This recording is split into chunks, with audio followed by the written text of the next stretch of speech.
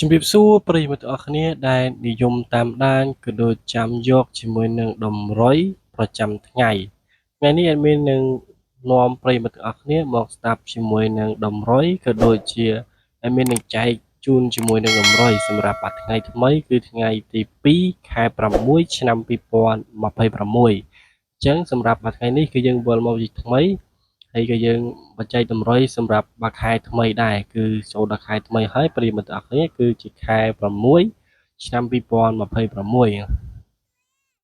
ចឹងសង្ឃឹមថាមួយខែថ្មីនេះប្រិយមិត្តទាំងអស់គ្នានឹងទទួលបានលាភជ័យធំធំ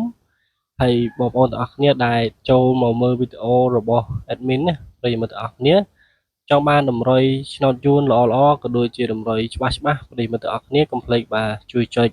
like ក៏ដូចជា subscribe ដើម្បីទទួលបាននៅរាល់វីដេអូក៏ដូចជាតម្រុយល្អជារៀងរាល់ថ្ងៃ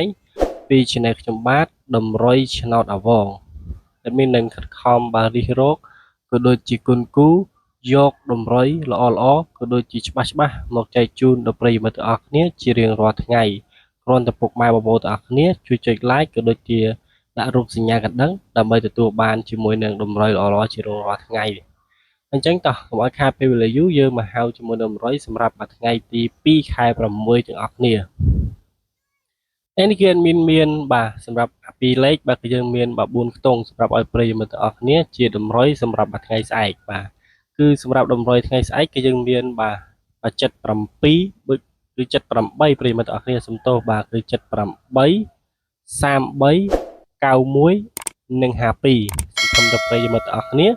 បានយកប៊ិចនិងសិភៅបាទកត់ទុកបាទសម្រាប់លេងនៅថ្ងៃស្អែកទាំងអស់គ្នាបាទមានសំហៅភាសាទៀត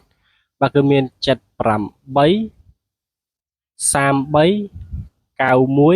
52តោះឥឡូវយើងមកមើលជាមួយនឹងលេខអូសខ្ទង់យូរវិញសម្រាប់ប្រិយមិត្តលេងសម្រាប់បាទបងប្អូនទាំងអស់គ្នាចង់លេងអូសខ្ទង់ប្រិយមិត្តបាទគឺយើងមានបាទខ្ទង់40ប្រិយមិត្តបងប្អូនអាចអូសខ្ទង់40ហើយនិងខ្ទង់8ប្រិយមិត្តទាំងអស់គ្នាសម្រាប់ថ្ងៃស្អែកបងប្អូនយកទៅលេងទាំងម៉ោង 4:30 នាទីល្ងាចក៏បានក៏ដូចជាម៉ោង 6:30 នាទីយប់ក៏បានតាមបងប្អូនទាំងអស់គ្នាគិតថាលេខណាជាលេខនាំសំណាងក៏ដូចជាលេខហុងស៊ុយសម្រាប់ប្រិយមិត្តទាំងអស់គ្នាតោះឥឡូវយើងមកមើលជាមួយនឹង3លេខយើងវិញសម្រាប់3លេខសម្រាប់ថ្ងៃស្អែកគឺយើងមានបាទ267 267 931បាទ267 931និងមាន541បាទអញ្ចឹងសង្ឃឹមតែបងប្អូនទាំងអស់គ្នាបាទកត់ទាត់បាទមានសូមហៅមួយសារទៀតសម្រាប់3លេខបាទគឺយើងមានបាទ267និង931និងមាន541អញ្ចឹងប្រិយមិត្តទាំងអស់គ្នា